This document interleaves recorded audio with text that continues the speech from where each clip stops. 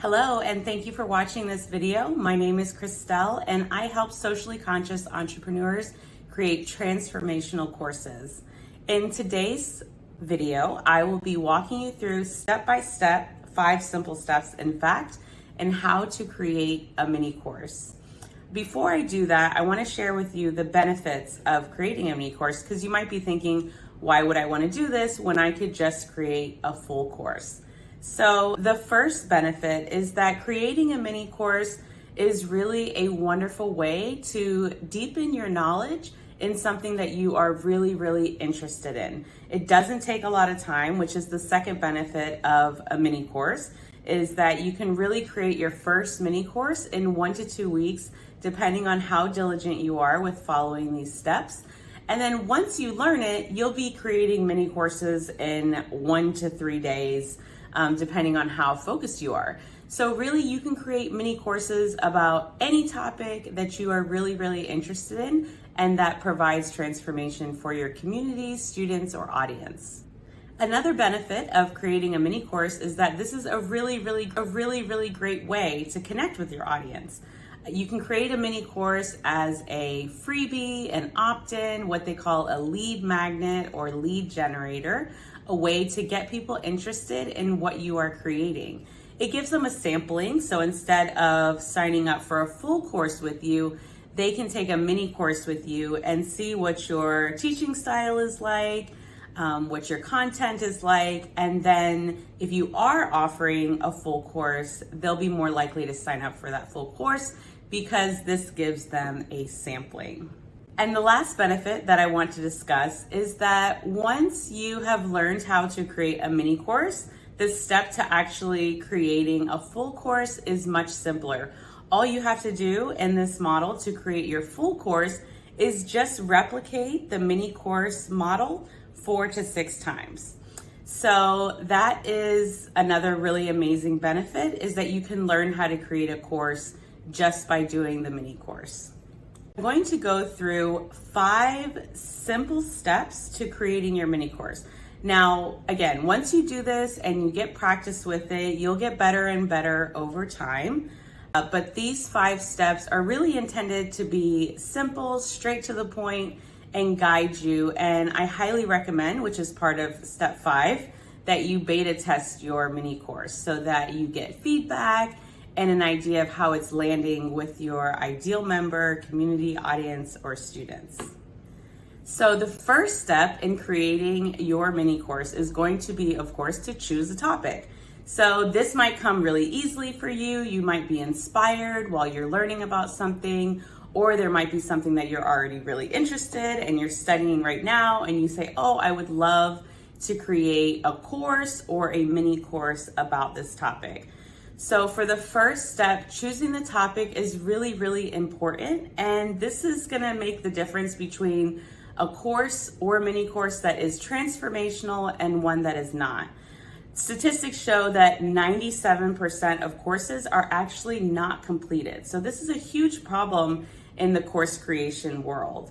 So what we wanna do when we are choosing our topic is we want to choose a topic that, one, we are super interested in, that inspires us, we love learning about, because this is something that we're gonna deepen our own knowledge in, and this topic provides a solution to a problem or need that our ideal member or community faces.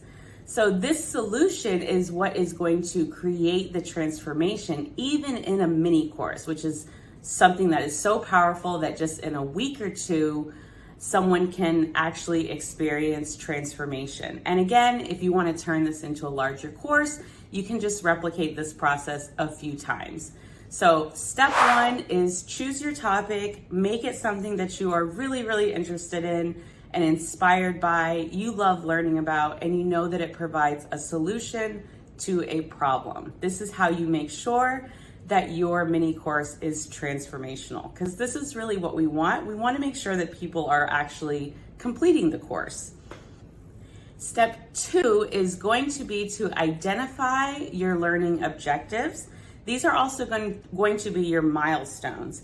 So if you think of any course or mini course as a journey that you're taking your students on, This is a really important aspect of the course making process.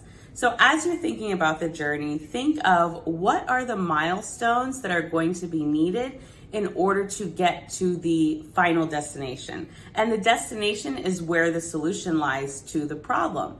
So as you are planning out your course and you're thinking about your learning objectives, think about 3 to 5 steps that are going to be really, really important. And you can think of those steps as milestones as well. And these are your objectives. Now, when you're creating your objectives, you want to make sure that they are measurable and action oriented. So you want to use words like create, understand. I highly recommend looking into Bloom's taxonomy because that's going to also show you a hierarchy of learning. So depending on where you want your students to really understand this topic, the knowledge that you want them to have will determine the types of verbs that you use so that your objectives are measurable. I highly recommend making your mini course project-based. And what I mean by this is that at the end of the mini course, the student experiences transformation and they've also created something.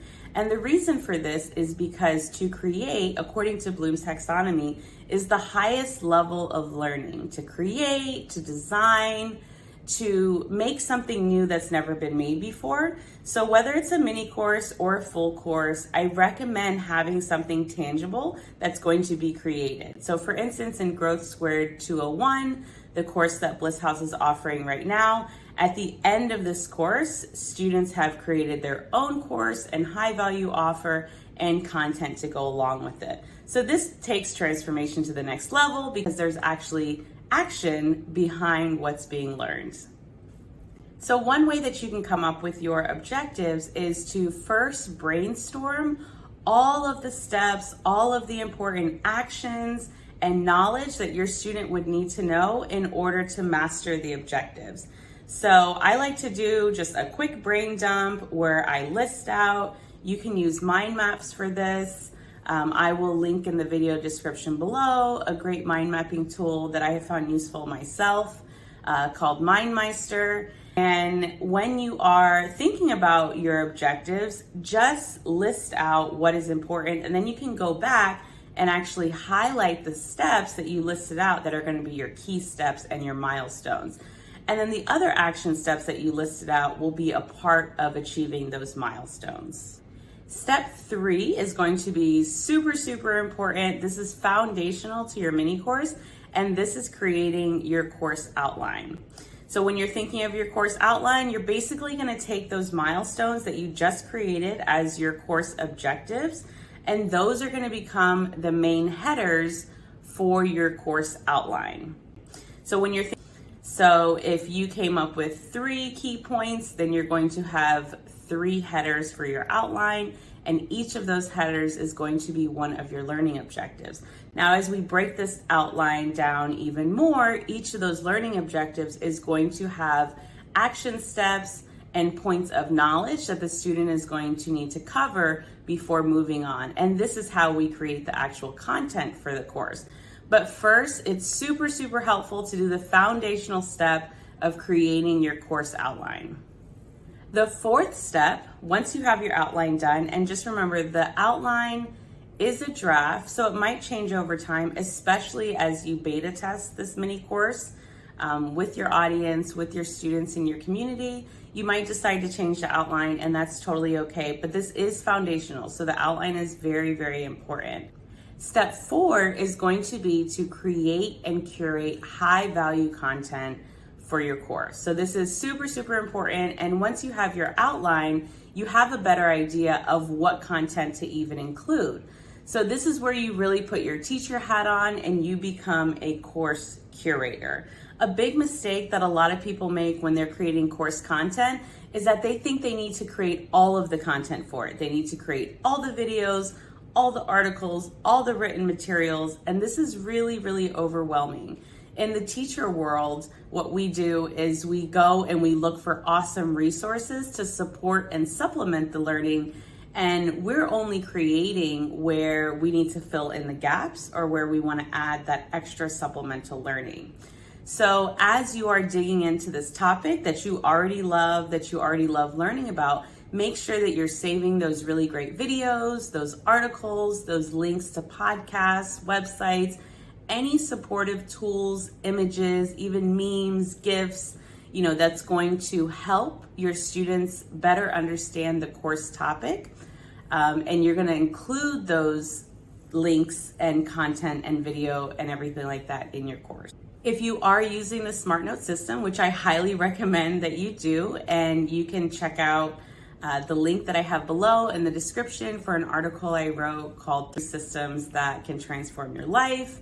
And one of those systems is using the SmartNote system. So if you are using that system, I highly recommend that you take the permanent notes that you have created from the research and the collection of knowledge that you've created on this topic. And this is where you can add in the permanent notes underneath the outline headers. So I recommend creating your outline first and then curating and collecting the awesome content that you want to add to your outline. And you can just add in the links, add in the videos. If you're using Obsidian or some other digital note-taking tool, it makes it really easy for you to just add these parts into your outline. And you're basically building your mini course as you add in the resources to your outline. Once you've done this, and the reason it's important to do this part first, find other amazing resources, supplemental tools, videos, images, articles.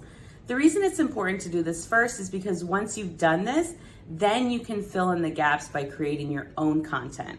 So this is where you can use tools like Canva, Loom to create other resources. So for instance, with Canva, you can create images, digital downloads for your students to better understand the topic.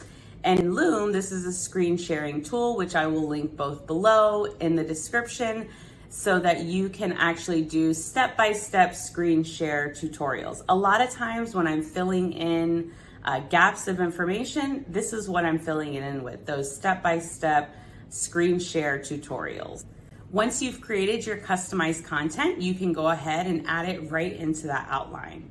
So once you've done this, you now have a full outline with resources, with notes, with your own videos or images that you've created, and you have everything there. And now it's really just about putting it together. And that's step 5, where you finalize your content and then beta test it.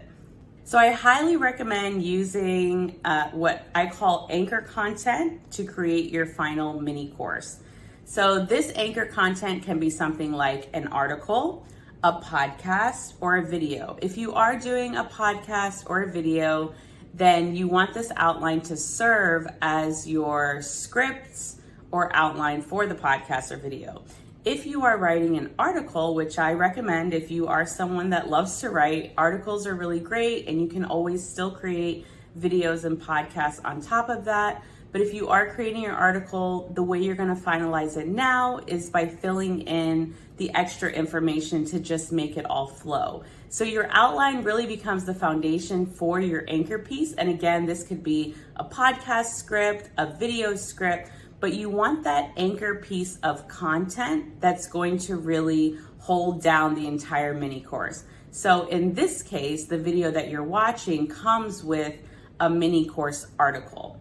And so the wonderful thing about using this type of anchor content is that from there, you can repurpose this content and break it up. So if you do a full article and you have your main headers in it, which are your learning objectives, you can actually walk the student through your mini course, through the article or through the video or through the podcast. If you are using a video or a podcast, I definitely recommend transcribing it so that you still have something in text for your students to engage with and for them to read and highlight. You want to use as many different types of learning accessibility tools as possible. So text, images, video, audio. This is going to make your course a lot more accessible, a lot more engaging, and a lot more interesting. You also want to add things like self-assessments, surveys, quick quizzes to make your content more engaging as well. Once you finalize your anchor content piece, so whether that's an article, podcast, or video, The final thing you want to do as part of the last step is to now beta test it. So once you've put this all together, I would reach out to some trusted members of your community, maybe previous clients, friends, or family, and have them try out the mini course. You can send it to them in the article format or video or podcast and see if they actually learned from the mini course. So those are my 5 steps for creating your mini course. I hope they're helpful.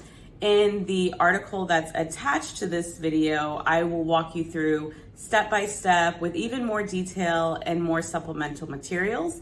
So just like I did here where I'm creating this video, I'm also creating the article to go along with it. And the 2 things together, in addition to all the other resources I'm including, are what's going to make up the mini course.